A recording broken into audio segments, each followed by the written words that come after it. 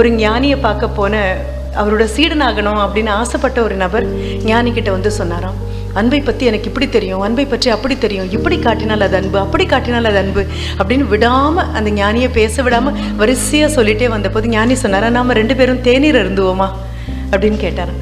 அன்பை பற்றி நான் பேசிகிட்டு இருக்கேன், தேநீர் இருந்து கூப்பிடுறாரு, சரி ஒருவேளை இப்படி கூட அன்பை பிரகடனப்படுத்தலாம் போல இருக்கிறது அப்படின்னு நினச்சிட்டு அந்த வந்திருக்கக்கூடிய இவருடைய சீடராகணும்னு ஆசைப்பட்ட, அன்பை பற்றி தனக்கு சர்வமும் தெரியும் அப்படின்னு நினைத்திருந்த அந்த மனிதர் அமர்ந்திருக்கும் போது ஞானி 2 கோப்பைகளையும் ஒரு பெரிய குவளை நிறையாக தேநீரையும் கொண்டு வந்திருக்காரு. வந்திருந்த விருந்தினர் முன்னால் அந்த குவளையை வச்சு தேநீரை அந்த கோப்பையில் அந்த குவளையிலிருந்து தேநீரை ஊற்ற ஆரம்பித்தார். தேநீர் நிறைந்து கொண்டே இருக்கிறது, தேநீர் நிறைந்து கொண்டே இருக்கிறது, நிறைந்து நிறைந்து நிறைந்து நிறைந்து கோப்பை நிறைந்து வழிந்து கொண்டே இருக்கிறது. ஆனால் அது குமிந்து பார்க்காம ஞானி வந்திருக்கக்கூடிய அந்த விருந்தாளி முகத்தை பார்த்து புன்னகை மாறாமல் சிரித்து கொண்டே மறுபடியும் ஊற்றிக்கொண்டே இருக்கிறார். வந்திருக்கக்கூடிய விருந்தாளிக்கு ஒரு சின்ன சந்தேகம், இவர் என்ன பெரிய ஞானி அப்படின்னு சொல்கிறோம், ஒரு கோப்பையில் தேநீரை ஒழுங்காக ஊற்ற கூட தெரியாதவர்கள் எல்லாம் எப்படி ஞானின்னு ஊர் கொண்டாடுதோ தெரியல அப்படின்னு தனக்குள்ளேயே சிரிச்சுக்கிறார். ஆனாலும் சிரித்த முகம் மாறாமல் ஒரு இடம் வந்ததுக்கப்புறம் கோப்பைக்கு கீழே இருக்கக்கூடிய அந்த சின்ன தட்டு அதுவும் நிறைந்து தரைக்கு வழிந்து விடுமோ அப்படின்னு ஒரு சின்ன அபாயம் வரும்பொழுது ஞானியுடைய கையை பிடித்து வந்திருக்கக்கூடிய விருந்தாளி சொல்கிறார், ஐயோ என்ன இப்படி ஊற்றிட்டே இருக்கீங்க, வழிஞ்சிட்டே இருக்கேன், கொட்டி போயிடும் போல இருக்கே அப்படின்ன போது ஞானி சொன்னாராம், இப்படித்தான் நீங்களும் தழும்ப அன்பை பற்றி நீங்கள் எதையோ கற்பனை பண்ணிட்டு வந்திருக்கீங்க, இதற்கு மேலே நான் எதை ஊற்றினாலும் அது உள்ளே இறங்காது, அதெல்லாம் கீழே வழிஞ்சு தான் போயிடும் அப்படின்னு சொன்னாராம். பல விஷயங்களை பற்றி நம்மளுடைய கருத்துக்கள் இப்படி தான் இருக்குது. இதை பற்றி எனக்கு தெரியும், அதை பற்றி எனக்கு தெரியும், அன்பை பற்றி எனக்கு தெரியும் தெரியாது, ஆனால் அன்பர்களை அடையாளம் தெரியும்னு வேணால் நான் சொல்லலாம்.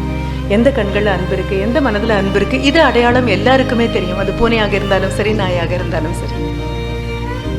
அன்புனா என்னன்னு கேட்கும் பொழுது வள்ளுவன் ரொம்ப அழகாக பக்கத்தில் வந்து சொல்கிறாரு. என்ன அப்படின்னா, அன்பில்லாதவர்கள் எல்லாம் எனக்கு வேணும்னு கேட்டுகிட்டே இருப்பாங்க. அன்புடையார் என்பும் உடையர் திருப்பிறருக்கு, எலும்பு கூட மற்றவங்களுக்கு சொந்தம். ஐயோ அப்படியா அப்படின்னு நீங்கள் ஊங்கொட்டி கேட்கும் பொழுது மறுபடியும் பக்கத்தில் வந்து வள்ளுவன் சொல்கிறான், என்ன தெரியுமா, அன்பின் வழி அது உயிர்நிலை. ஆண்டவன் உங்களை எல்லாம் உருவமாக்கி அதற்குள்ள அன்பு அப்படிங்கக்கூடிய ஒரு திரவத்தை ஊற்றும் போது அது நேர போய் நின்னது உங்கள் உயிர்நிலையில். அன்பின் வழி அது உயிர்நிலை. அப்படி அது இல்லாதவங்க அகதிலார் என்பு தோல் போர்த்த உடம்பு, எலும்பும் தோலும் போத்தி இருக்கக்கூடிய உடம்புன்னு தான் அவங்களெல்லாம் சொல்லலாமே தவிர மனிதர்கள்னு சொல்ல முடியுமா என்ன?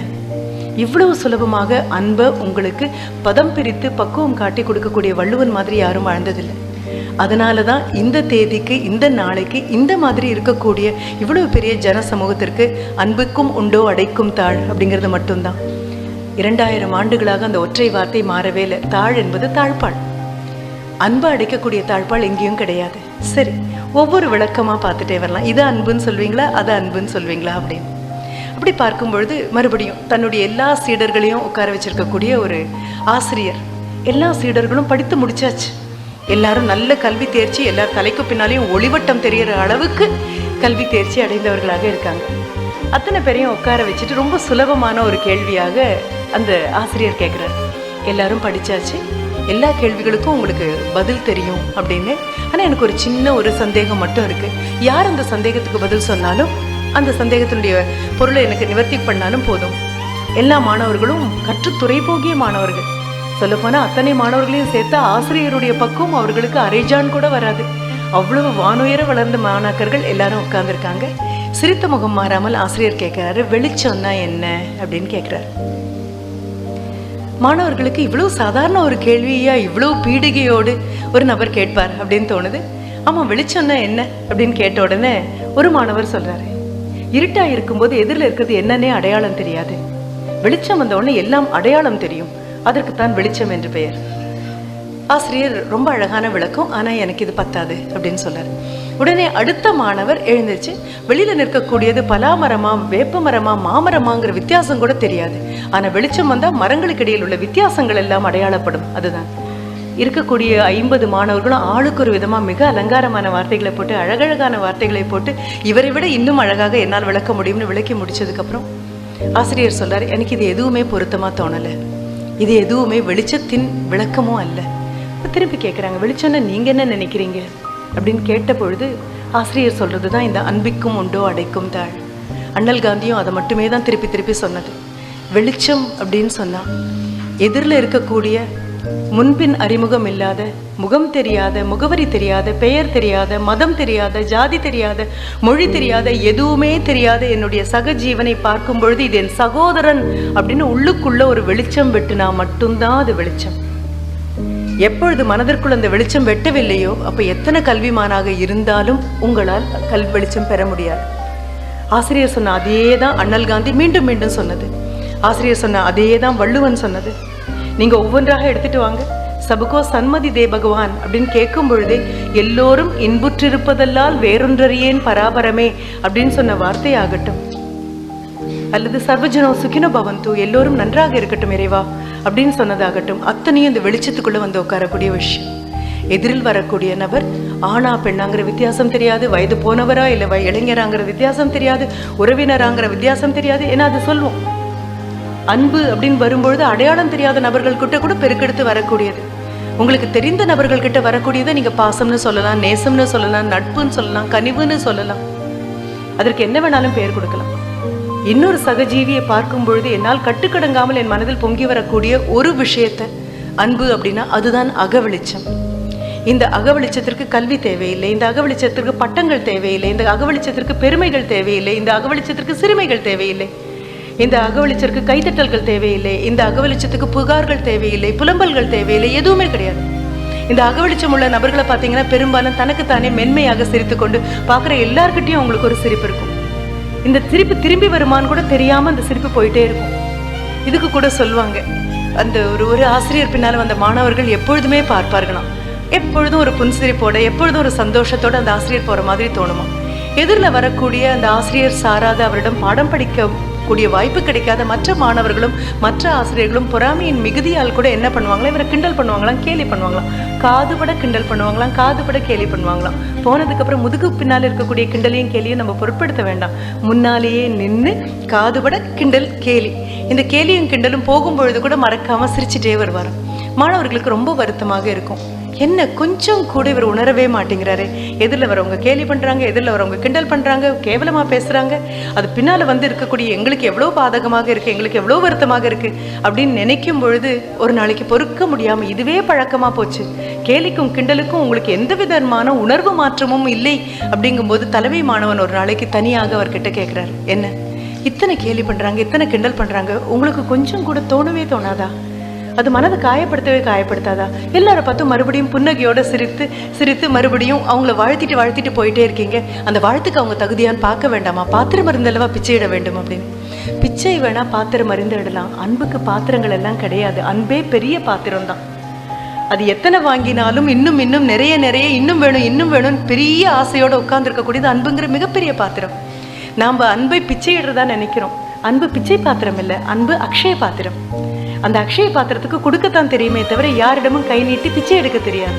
இப்போ மாணவர்கள் அந்த தலைமை மாணவன் ஆசிரியரிடம் வந்து கேட்கும் போது எல்லாரும் சொல்லும்போது உங்கள் மாணாக்கர்கள் எங்களுக்கு ரொம்ப கௌரவ குறைச்சலாக இருக்குது, மனது மிகவும் வருத்தப்படுகிறது அப்படின்ன போது ஆசிரியர் மாணவனை பக்கத்தில் அழித்து அவன் உள்ளங்கையை தாங்கி வாங்கி தன் உள்ளங்கையில் புதிந்து கொண்டு கண்ணுக்குள்ளே பார்த்து சொன்னாராம், அவங்கக்கிட்ட இருக்கிறத அவங்க கொடுக்குறாங்க, எங்கிட்ட இருக்கிறத மட்டும் தானே என்னால் கொடுக்க முடியும், எங்கிட்ட நல்லெண்ணங்களும் வாழ்த்துக்களும் எல்லாரும் நல்லா இருக்கும் கூடியது எண்ணங்கள் எங்கிட்ட அதிகமாக இருந்ததுன்னா அதை மட்டும்தான் கொடுக்க முடியும்.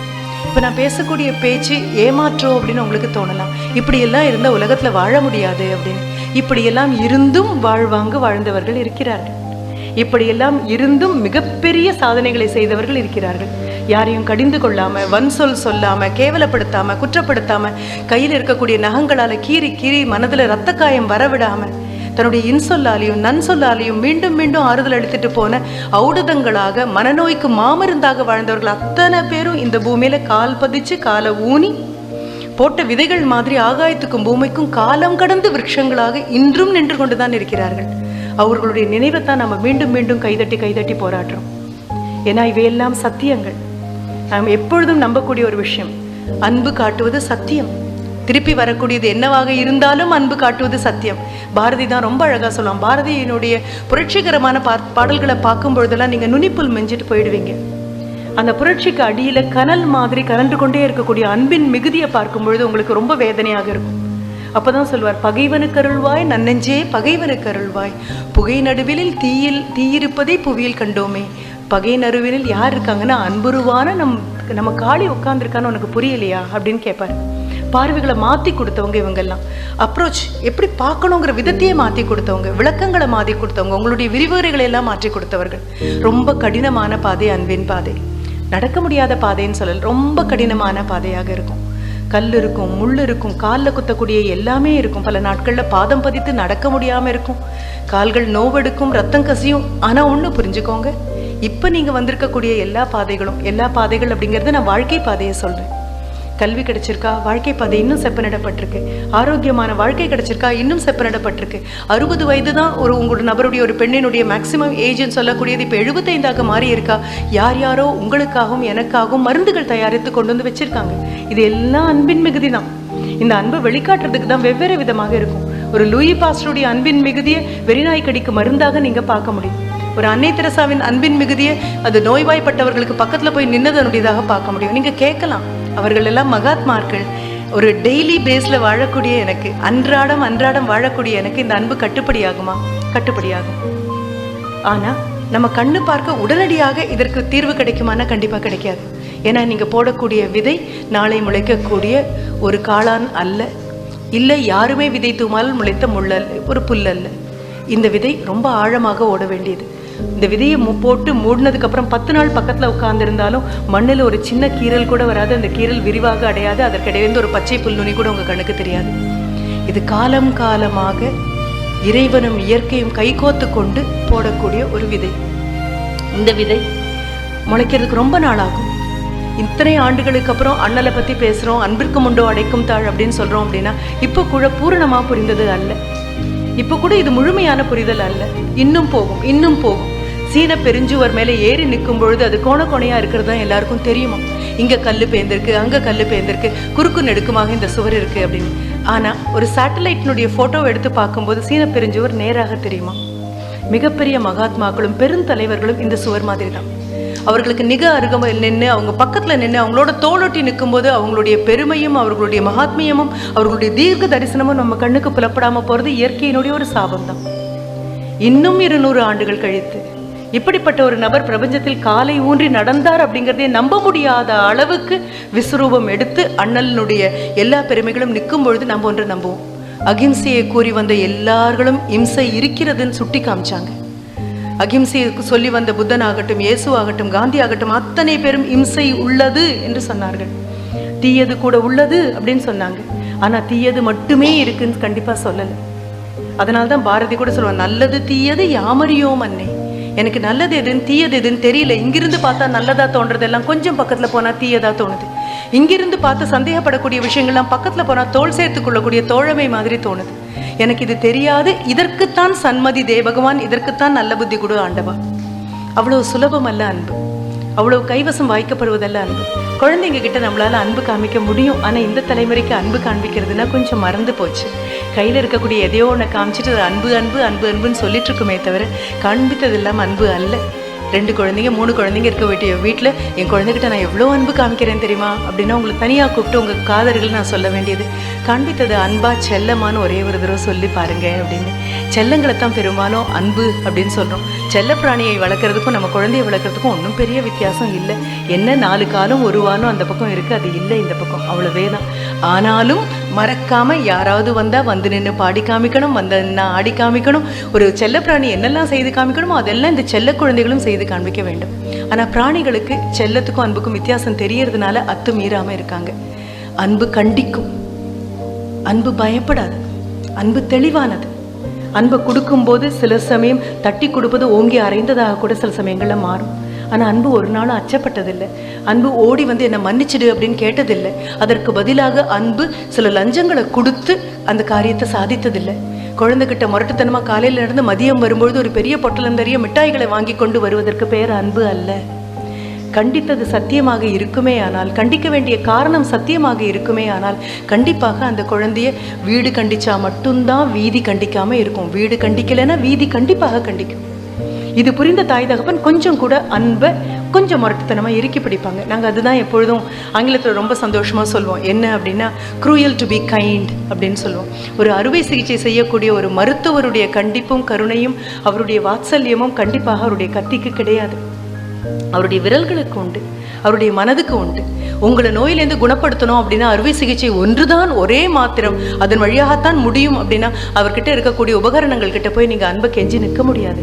அன்பின் மிகுதியால தான் உங்களை காப்பாத்துறாரு. அன்பின் மிகுதியால தான் உங்களுக்கு அறுவை சிகிச்சை செய்கிறாரு. அன்பின் மிகுதி கொஞ்சம் அதிகமாக போனால் கண்ணில் கண்ணீர் வந்து எங்களுக்கு எதுவுமே பண்ண முடியாதுன்னு சொல்லக்கூடிய உறவு முறைகள் எல்லாம் வெளியில் நிறுத்துறாரு. அன்புக்குள்ளே நீங்கள் இருக்கணும் அப்படின்னா அன்பை விட்டு வெளியில் நிற்கக்கூடிய பழக்கமும் நமக்கு கை வரணும். அன்பை விட்டு விலகி நிற்கவும் உங்களுக்கு பழகணும்.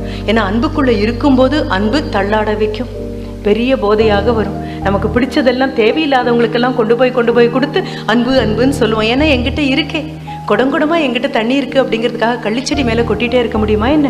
அதற்கு அது தேவையில்லாத விஷயமாக இருக்கலாம். என் குழந்தைக்கு இந்த பராமரிப்பு தேவையில்லாத விஷயமாக இருக்கலாம். என் குழந்தைக்கு இப்படிப்பட்ட அரவணைப்பு தேவையில்லாத விஷயமாக இருக்கலாம். அதனுடைய வீட்டு பாடத்தை அதுவே அமைதியாக உட்காந்து செய்யக்கூடிய குழந்தை தலையில் ஏறி உட்காந்து நான் எழுதுறேன்னு அதனுடைய கையை பிடிச்சி நாம் எழுதுறது அன்பின் மிகுதி அல்ல, மனமுதிர்ச்சி இல்லாத தன்மை, அறியாமை. ஆனால் குழந்தை அங்கே விழும்பொழுது ஓடிப்போய் தூக்க வேண்டிய தேவை இருக்குமே. ஆனால் அன்பு முதிர்ந்த தாய் தூக்குவா. இல்லைன்னா அன்பு முதிர்ந்த தாய் அமைதியாக அப்படியே உட்காந்துருப்பா. அவளுக்கு புரியும் என்ன விழுறதுக்கு எவ்வளோ சக்தி தேவைப்படுதோ அவ்வளவே சக்தி தான் எழறதுக்கும் ஒரு நபருக்கு தேவைப்படும். அந்த குழந்தை திரும்பி பார்க்கும்போது அம்மா பார்க்காத மாதிரி எங்கேயோ பார்த்துட்டு இருப்பா. அன்பு காட்டக்கூடிய பெரிய மனங்கள் எல்லாமே அன்பை காட்டும். ஆனால் காற்றிப்பட்ட நபர் தங்களை பார்க்கும்போது எங்கேயோ பார்த்துட்டு நின்றுட்டு இருக்கோம். அதே மாதிரி திரும்பி பார்க்கும்போது குழந்தைய பார்க்கல, குழந்தை என்ன பண்ணும், அழலாமான்னு யோசிக்கும். ஆனால் அன்பு காட்டிய அம்மா திரும்பி பார்க்கலன்னு அடுத்த நிமிஷம் முழங்கால தட்டிட்டு அது பாட்டுக்கு இறங்கி போயிடும். அப்புறம் அம்மா கண்ணை மெதுவாக தொடச்சிட்டு எழுந்திரிச்சு வருவான்.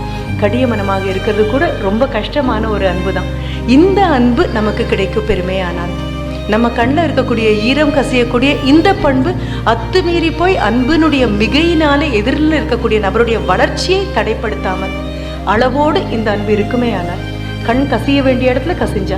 ஆனால் இது கூட தப்பாக புரிஞ்சுக்கலாம். சில சமயம் ஒரு திரைப்படத்தில் வரக்கூடிய கண்ணீர் மல்கக்கூடிய துன்பையல் காட்சிகளை காணும் பொழுது ஒரு அரை இருட்டில் மூக்கு உறிஞ்சி கண்ணை தொடச்சிட்டு வந்த அடுத்த நிமிஷம் நம்மளுடைய பங்கு முடிஞ்சுது அப்படிங்கிறது கூட மனமுதிர்ச்சி இல்லாத தன்மை தான்.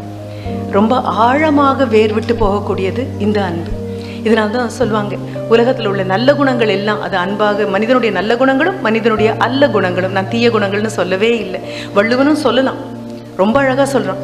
பிறர்க்கின்னா முற்பகல் செய்யும் தமர்க்கின்னா பிற்பகல் எப்படி வரும்னு கேட்குறான். தானே வரும், நீ கூப்பிடக்கூட வேண்டாம். அதான் இன்விடேஷன் வச்சாச்சு. மிரட்டி மிரட்டி சொல்லக்கூடிய அந்த பாங்கு. தீயவை தீய பயத்தலால் தீயவை தீயினும் அஞ்சப்படும். எப்படி மிரட்டுறான் பாருங்க. ஐயோ தப்பு பண்ணாதேப்பா, பண்ணினா அது நெருப்பை விட மோசமாக போயிடும். அப்புறம் மறந்தும் பிறன் கேடு சூழற்க. அண்ணல் சொன்னதுலேருந்து அத்தனை பேரும் அதுதான். மறந்தும் மறந்தியா கூட பிறன் கேடு சூழற்க. யோசிச்சிடாதேமா. சூழின் மேலே ஒருத்தன் பார்த்துட்டு இருக்கானே, அறம் சூழும் சூழ்ந்தவன் கேடு. அன்பு அரணோடு சேர்ந்து வரக்கூடியது. அன்பு ரொம்ப ரொம்ப விசுரூபிக்கக்கூடிய ஒன்று. அதனால உலகத்தில் உள்ள எல்லா மனிதர்களுடைய நல்ல குணங்களையும் அல்லாத குணங்களையும் ஒன்றாக சேர்த்து ஒரு அசிரீரி ஒரு நாள் காலையில் கூப்பிட்டு சொல்லிதான், மனிதர்களுக்குள்ளேயே உட்கார்ந்துருக்கீங்க. கருணை உட்கார்ந்துருக்கு, கோபம் உட்கார்ந்துருக்கு, பொறுமை உட்கார்ந்துருக்கு, பொறாமை உட்கார்ந்துருக்கு, காலம் தவறாமை உட்கார்ந்துருக்கு, காலம் கருதாமை உட்கார்ந்துருக்கு, எல்லாம் உட்கார்ந்துட்டு இருக்கு. அத்தனைக்கும் ஓய்வு வேண்டாமா? எத்தனை காலம்தான் மனிதன் உடம்புக்குள்ள மனிதன் மனதுக்குள்ள இப்படி சிக்கிட்டு உட்கார்ந்துருப்பீங்க? இன்னிலிருந்து ஒரு 3 நாட்கள் உங்க எல்லாருக்கும் விடுமுறை.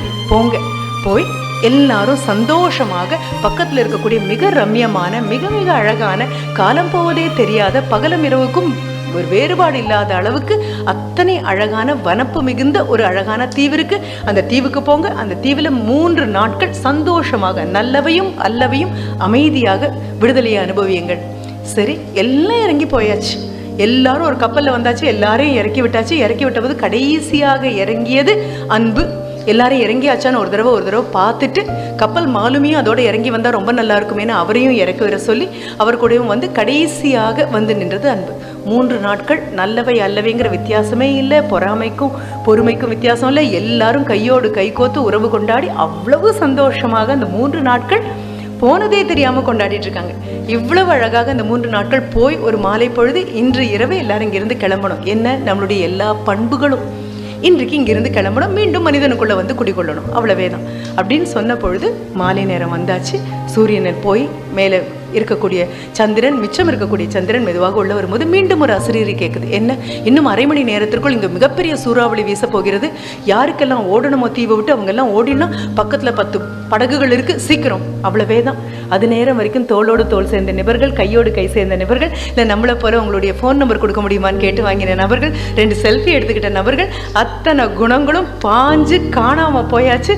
கிடைச்ச படகுல அவங்கவுங்க தெரிஞ்சவங்க தெரியாதவங்க எல்லாரையும் ஏற்றிக்கிட்டு போக ஆரம்பிச்சாச்சு. ஆனால் அன்புக்கு தான் உடனடியாக ஓடவே தெரியாது. அன்பு வந்தாச்சுன்னா போன்னு சொன்னாலும் போக மாட்டேன் அப்படின்னு கீழே உருண்டு காலை உதைச்சு முரண்படுத்தக்கூடிய ஒரு குணம் மனிதன்கிட்ட இருக்குன்னா அது அன்பு மட்டும்தான். இந்த அன்பு மெதுவாக போய் பார்க்குது, இங்கே யாரெல்லாம் இருக்காங்க, இங்கே யாரெல்லாம் இருக்காங்க அப்படின்னு தேடுதான். யாரையாவது விட்டுட்டு வந்துட்டோமா, புதர் நடுவில் யாராவது மாட்டிட்டு இருப்பாங்களா, இல்லை ஒரு குகைக்குள்ளே யாராவது போய் மாட்டியிருப்பாங்களா, சந்தோஷமாக படுத்து தூங்கிட்டு எழுந்திருக்காமல் யாராவது இருப்பாங்களா, ஒவ்வொன்றையா தேடி தேடி தேடி திரும்பி திரும்பி பார்த்து ஒருத்தரும் இல்லை அப்படின்னு ஊர்ஜிதமானதுக்கப்புறம் அன்பு மெதுவாக, ஆனால் அசிரீரி மீண்டும் மீண்டும் சொல்லிட்டு இருக்கு, எல்லாரும் ஏறியாச்சு, நீ மட்டும்தான் மிச்சம் அப்படின்னு சொல்லும் போதும் அன்புக்கு பல நேரங்களில் காதே கேட்காது. அன்பனுடைய குணதோஷங்கள்ல இதுவும் ஒன்று. குறைகள் அது கண்ணுக்கே தெரியாது. குறைகள் யார் சொன்னாலும் அதுக்கு காதையே கேட்காது. அது எப்போ நிறைகளை மட்டுமே பார்த்து பார்த்து பழக்கப்பட்ட ஒரு குணம் அது. சரி, வந்து பார்த்தா எல்லாரும் கப்பலை, அவங்கவுங்க சின்ன சின்ன தோணி, கப்பலை காணும், சின்ன சின்ன தோணி, காற்று அதிகமாக வீச ஆரம்பிச்சாச்சு, கையில் துடுப்பு இருந்தா பத்துமான்னு தெரியாது. ஓடி ஓடி ஏறும்போது அன்பு காலில் புழுதி படப்பட ஓடி வந்து முதல்ல இருக்கக்கூடிய படகு கிட்ட கேட்டது, நீ தானே இதில் கடமை உட்காந்துருக்கல, என்னை கொஞ்சம் ஏற்றிக்கிறியா அப்படின்னு கேட்டோன்னே கடமை சொல்லிச்சா, ஐயோ முடியாது, 3 நாளாக என் கடமைகளெல்லாம் விட்டுட்டு வந்திருக்கேன், அந்த கவலையே பெருங்கவலையாக இருக்குது, ஏதோ ஒரு அசரீரி கூப்பிட்டுதேன்னு ஓடி வந்தேன், உன்னெல்லாம் ஏற்றிட்டு போனால் நீ பாதியில் இங்கே நிறுத்து அங்கே நிறுத்துன்னு சொல்வேன், 4 பேரை ஏற்ற சொல்வேன், என்னால் முடியாது நான் ஓடுறேன் அப்படின்னு கடமை துடுப்பு வலிச்சு போயாச்சு. அடுத்தது பார்த்தா பொறுமை. ஐயோ பொறுமை, உனக்கு தான் ரொம்ப பொறுமை ஜாஸ்தி, நீ எனக்காக தான் காத்துட்டு இருக்கேன்னு. ஐயோ பொறுமை முழுக்க பொறுமையாக இருந்தால் எதிரில் இருக்கிறவங்க ஏமாத்திட்டு போயிடுவாங்க. எப்போ பொங்கணும் எப்போ பொறுக்கணும் அப்படின்லாம் எனக்கு நல்லா தெரியும். கண்டிப்பாக இனிமேல் நான் நிற்க மாட்டேன். ஒவ்வொரு குணமும் நல்ல குணம் அல்ல குணம் எந்த குணத்துக்கும் வித்தியாசம் தெரியாமல் எல்லாம் போயாச்சு. இனி இங்கே மாட்டிக்கொண்டோம் அப்படின்னு அன்பு நினச்சிட்டு இருக்கும்போது அப்போ கூட அதுக்கு யார் மேலேயும் கோபம் இல்லை, யார் மேலேயும் வருத்தம் இல்லை. ஐயோ இப்படி ஏமாளி ஆயிட்டோமே அப்படிங்கிற ஒரு சுய பச்சாதாபமும் இல்லை. நாம் பெரும்பாலும் அப்படி ஒன்று சொல்வோம், இந்த காலத்தில் அன்பே காட்டக்கூடாது சார் அப்படின்னு நாம் ஒரு பிரகடனப்படுத்துவோம். யாராவது திரும்பி நமக்கு ஒரு நன்றி சொல்லாமல் போயிட்டாங்க அப்படின்னா, ஒரு புன்னகை கொடுக்காம போயிட்டாங்கன்னா, அப்போ புரிஞ்சுக்கணும் உண்மைதான், நாம் காமிச்ச மாதிரி போலியான அன்புக்கு காலமே கிடையாது. உண்மையான அன்பு யாராவது திரும்பி பார்த்தாங்களான்னு அது திரும்பி பார்க்காது, சிரிச்சாங்களான்னு அது சிரிக்காது. ஏன் பேருந்தில் வந்திருக்கக்கூடிய பெண்மணிக்கு எழுந்திரிச்சு இடம் கொடுத்து எல்லாரும் பார்த்துட்டாங்களான்னு ஒரு தடவை அவசரமாக ஒரு பார்வை விடுறோம் இல்லையா, அந்த பார்வை கூட அன்பு பார்க்காது. வந்திருக்கக்கூடிய பெண்மணிக்கு கொடுக்க வேண்டியது என்னோட கடமை, அவ்வளவே தான்.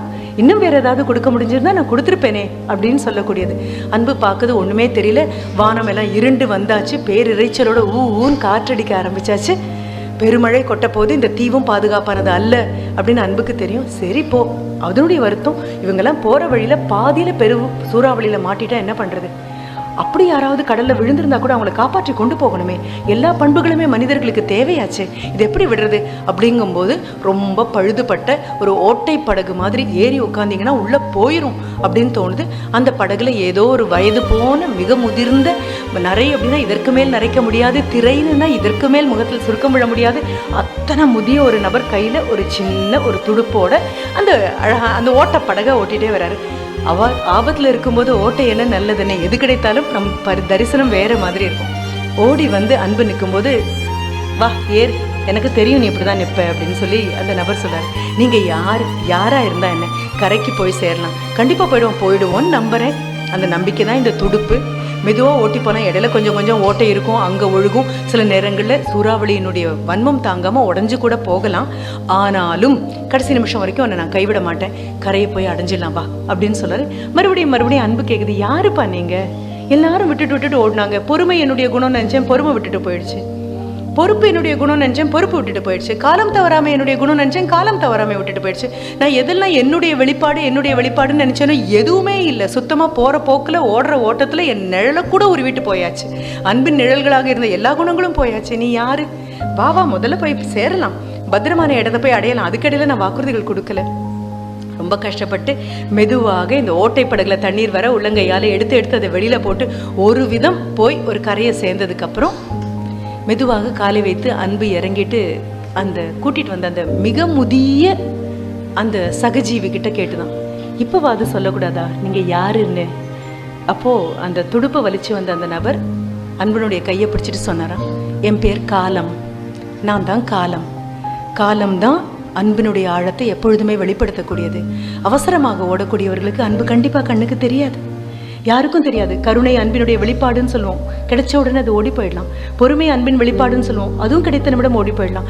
எதெல்லாம் நல்ல குணம் நல்ல குணம் நல்ல குணம் நீங்களும் நானும் நினைக்கிறோமோ அந்த குணங்கள் எல்லாம் நீங்களும் நானும் அன்பின் வெளிப்பாடாக நினைப்பது மட்டும்தானே தவிர அவை அன்பு அல்ல. அன்பினுடைய மிக அழகான விஸ்வரூபத்தை காட்டக்கூடியது காலம் மட்டும்தான். அதனால தான் நம்மளை தாண்டி போன பெரியவர்கள் எல்லாம் தரிசிச்சு நிற்கிறதுக்கு நமக்கு 60 வருஷம் ஆகுது, 70 வருஷம் ஆகுது, 100 வருஷம் ஆகுது, 1000 வருஷம் ஆகுது. இப்படிப்பட்ட நபர்களால் எப்படி இந்த உலகத்தில் நடந்து போக முடிந்தது அப்படின்னு நீங்களும் நாங்களும் வியக்கணும். அப்படின்னா நான் சொன்ன அந்த சீன பெருஞ்சுவர் மேலே ஏறி நிற்கும் பொழுது, அதற்கு மிக அருகாயில் இருக்கும் பொழுது அதனுடைய பெருமை உங்களுக்கு தெரியாது. ஆனால் ஆகாயத்தில் நின்று பார்க்கும் பொழுது, ஏதோ ஒரு செயற்கைக்கோளில் இருந்து பார்க்கும் பொழுது நேர்கோடாக தெரியும். அண்ணலாகட்டும் அகிம்சையாகட்டும் இவைக்கெல்லாம் மிக அருகில் நம்ம நின்றுட்டுருக்கோம். மிக அருகில் நிற்கும் பொழுது கண்டிப்பாக கசடுகள் வரும், கசடுகள் வரும், வேதனைகள் வரும், துன்பம் வரும். அன்பு இருந்தா இப்படியெல்லாம் நடக்குமா அப்படின்னு கேட்போம். நான் மறுபடியும் சொல்றேன், அன்பு என்பது அகவெளிச்சம். அதுக்கும் புறத்தோற்றத்துக்கும் எந்த விதமான சம்பந்தமும் இல்லை. ஒரு குழந்தை விழுந்து எழுந்திரிச்ச குழந்தைய 10 தடவை சொல்லியும் கேட்காத குழந்தைய பொலார்னு ஒன்று அம்மா வச்சுட்டு போவா. அது அன்பின் மிகுதியில் வரக்கூடியது. இந்த கண்டிப்பு வரும்பொழுது குழந்தை கொஞ்சம் தெளியும்னு அம்மாவுக்கு தெரியும், அவ்வளவே தான்.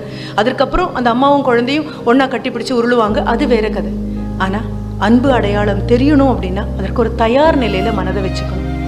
அதற்கு மட்டும்தான் நம்ம வருடா வருடம் மீண்டும் மீண்டும் மீண்டும் மீண்டும் அகிம்சைக்கான ஒரு தினத்தை கொண்டாடுறோம். மண் சொல்லாலையும் நம்மளுடைய பார்வையாலையும் எத்தனை விதமாக எத்தனை பேரை வதைச்சிருப்போம். பாரதி தான் மறுபடியும் சொல்லுவான், மனிதர் நோக மனிதர் பார்க்கும் பார்வையினை உண்டு. நொந்து விழக்கூடிய ஒரு காட்சியை மனிதன் நின்று பார்க்கக்கூடிய காலக்கேடுகள் இனி வருமா எங்களுக்கு அப்படின்னு கேட்போம். நான் மனிதர் நோக மனிதர் பார்க்கும்னா யாரோ ஒருத்தர் நொந்து போய் உட்காரும் போது நின்று பார்க்கக்கூடிய அந்த கேடு காலம் வருமாங்கிறத தாண்டியும் பார்க்குறேன். ஒரு மனிதன் நோகடிக்கும் அடியும் அந்த மாதிரியே மனிதர் நோகும்படி பார்க்கும் பார்வை கூட நம்மகிட்ட இருக்கக்கூடாது. அப்படின்னா வேற ஒன்றுமே இல்லை.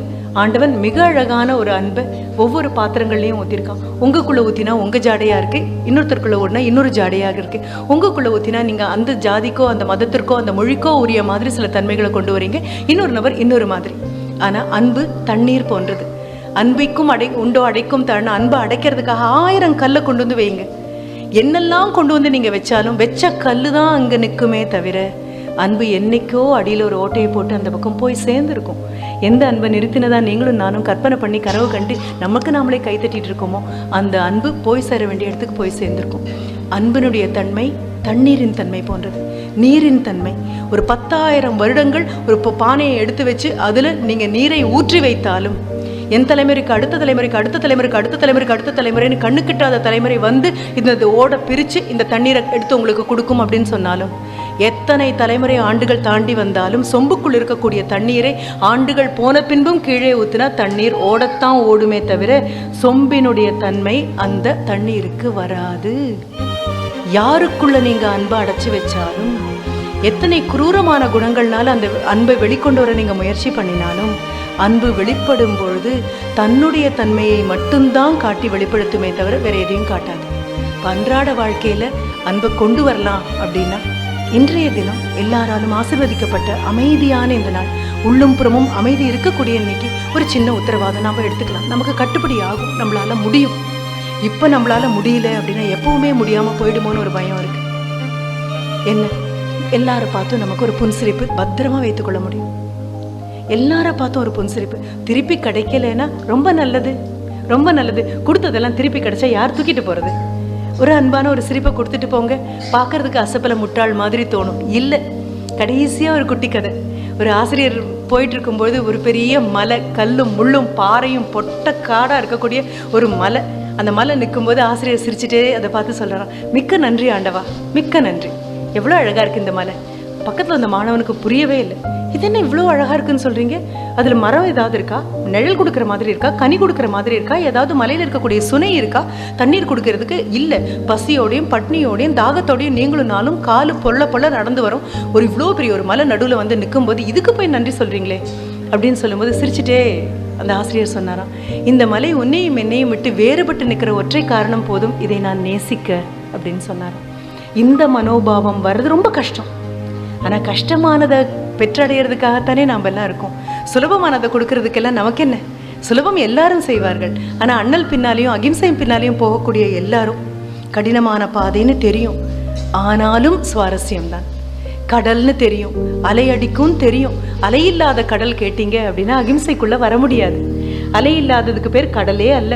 அலை இல்லைன்னா அதுக்கு குட்டைன்னு பேர். அந்த குட்டையில யாராவது போய் குளிக்க ஆசைப்படுவோமா? கண்டிப்பா மாட்டோம். கடல்ல தான் குளிக்க ஆசைப்படுவோம். கடல் இருந்தா அலைன்னு தெரியும், மிரட்டல் இருந்தா அது கடல்னு தெரியும், ஓடி வரும், இழுத்துட்டு போறேன், இதெல்லாம் சொல்லும். ஆனாலும் அதையும் தாண்டி ஒரு முழுக்கு போட்டு நிமிர்ந்து சிரிக்கிறது தான் சந்தோஷம். வாழ்க்கை இப்படிதான் இருக்கும். இந்த வாழ்க்கையை செம்மைப்படுத்தக்கூடிய அழகான மந்திரச்சாவி உங்க ஒவ்வொருத்தர் கையிலையும் இருக்கு. பாக்கியம் பெற்றவர்கள் கையில ஒரு சாவி இருக்கும், மிக பாக்கியம் பெற்றவர்கள் கையில சாவி கொத்தே இருக்கும். இந்த சாவி கொத்து எல்லா மனங்களையும் திறக்கும். ஒரு நன்றி அழகாக மனங்களை திறக்கும். ஒரு மன்னித்துக் கொள்ளுங்கள்னு சொல்றது மிக அழகாக மனங்களை திறக்கும். ஒரு வணக்கம் மிக அழகாக மனங்களை திறக்கும். இந்த அன்புக்கும் உண்டோ அடைக்கும் தாழ் என்னைக்கோ எழுதுனதுன்னு நான் சொல்லாம ஒரு சின்ன நர்சரி ரைமையும் சொல்லிட்டு இதை முடிச்சுக்கிறேன். இது என்னப்பா ரொம்ப குழந்தைத்தனமா இருக்கே அப்படின்னு. குழந்தைத்தனமா இருக்கிறது தான் இப்போ கஷ்டமான காரியமாக இருக்கு. கலகலன்னு சிரிக்கிறது தான் நமக்கு முடியாததாக இருக்கு. பலூனை விட்டுட்டு அதையே அண்ணாந்து பார்த்துருக்கக்கூடிய குழந்தை மாதிரி நமக்கு பார்க்கறதுக்கு பரவச மூட்டை எதுவுமே இல்லை. ஒரு சின்ன நர்சரி ரைம் எல்லாமே கொடுமையான விஷயங்களே சொல்றதாகவே நம்ம பார்த்துருப்போம். ஆனால் இந்த நர்சரி ரைம் ரொம்ப அழகாக இருக்கும்.